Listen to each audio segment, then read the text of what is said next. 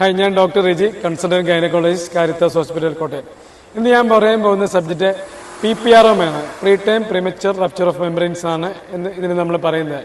ഇപ്പോൾ സാധാരണ ഒരു ഡെലിവറിയുടെ സമയത്തായിരിക്കും മെംബ്രെയിൻസ് ഒക്കെ റപ്ചറായിട്ട് ആ പേഷ്യൻസിനൊക്കെ പെയിനായിട്ട് ഡെലിവറി ആവുന്നത്. ഇതെന്ന് വെച്ചാൽ ഒരു 37 ആഴ്ചയ്ക്ക് മുമ്പ് പെട്ടെന്ന് ഒരു ഫ്ലൂയിഡ് ലീക്ക് ആവട്ടെ, പേഷ്യൻസ് ഒക്കെ ലേബറിങ് വരും. ചിലപ്പോൾ ഒരു 34 ആഴ്ച pre time premature rupture of membranes ഉണ്ടെങ്കിൽ നമ്മളെങ്ങനെയാണ് ആ പേഷ്യൻസിനെ മാനേജ് ചെയ്യുന്നത്. അപ്പോൾ ഇത് വരുമ്പോഴത്തേക്ക് പേഷ്യൻസിൻ്റെ ബൈസ്റ്റാൻഡർ എല്ലാവരും സംശയം എത്രയും പെട്ടെന്ന് ആ ബേബീനെ നമ്മൾ സിസേറിയൻ ചെയ്യണമെന്നാണ്. അവരുടെ വിചാരം ഈ ഫ്ലൂയിഡ് അങ്ങോട്ട് ലീക്ക് ഔട്ട് കഴിഞ്ഞാൽ കംപ്ലീറ്റ് പ്രശ്നമാണെന്ന്. അങ്ങനെയില്ല. അപ്പോൾ ഈ തുടക്കത്തിൽ ഇങ്ങനെ ഒരു പേഷ്യൻ്റ് വരുമ്പോൾ ആദ്യം നമ്മൾ സ്കാൻ ചെയ്തിട്ട് അമ്നിയോട്ടിക് ഫ്ലൂയിഡിൻ്റെ ലെവൽ നോക്കും. ഫ്ലൂയിഡ് നോർമൽ ആണെങ്കിൽ നമ്മൾ ഇമ്മീഡിയറ്റ് ആയിട്ട് ലങ്സിൻ്റെ മച്ചുറിറ്റിക്ക് സ്റ്റീറോയിഡിൻ്റെ ഇഞ്ചക്ഷൻ കൊടുക്കും. അപ്പോൾ സ്റ്റീറോയിഡിൻ്റെ ഇഞ്ചക്ഷൻ കൊടുത്തു കഴിഞ്ഞാൽ ആ കുട്ടിക്ക് ശ്വാസം മുട്ടില്ല അല്ലെങ്കിൽ ബെർത്ത് അസ്ഫിക്സിയ ഉണ്ടാകത്തില്ല. റെസ്പിറേറ്ററി ഡിസ്ട്രസ് സിൻഡ്രോം നമുക്ക് പ്രിവെൻറ്റ് ചെയ്യാൻ പറ്റും. അപ്പോൾ 2 ഡോസ് സ്റ്റീറോയിഡ് ഇഞ്ചക്ഷൻ കൊടുത്തു കഴിഞ്ഞിട്ട് ഈ പേഷ്യൻറ്റ് നമുക്കൊരു 25 to 48 days വാച്ച് ചെയ്യും.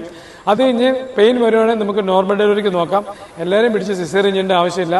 PV ചെയ്ത് ബിഷപ്പ് സ്കോറൊക്കെ നല്ലതാണെങ്കിൽ നമുക്ക് മരുന്ന് കൊടുക്കുക അല്ലെങ്കിൽ ടാബ്ലറ്റ്സ് കൊടുത്ത് ഇങ്ങനെയുള്ള പേഷ്യൻസിനെ നമുക്ക് ഡെലിവറി ആക്കാൻ പറ്റും. പിന്നെ ഇൻഫെക്ഷനുള്ള ആൻറ്റിബയോട്ടിക്സ് ഒക്കെ ഈ പേഷ്യൻസിന് നമ്മൾ കൊടുക്കണം.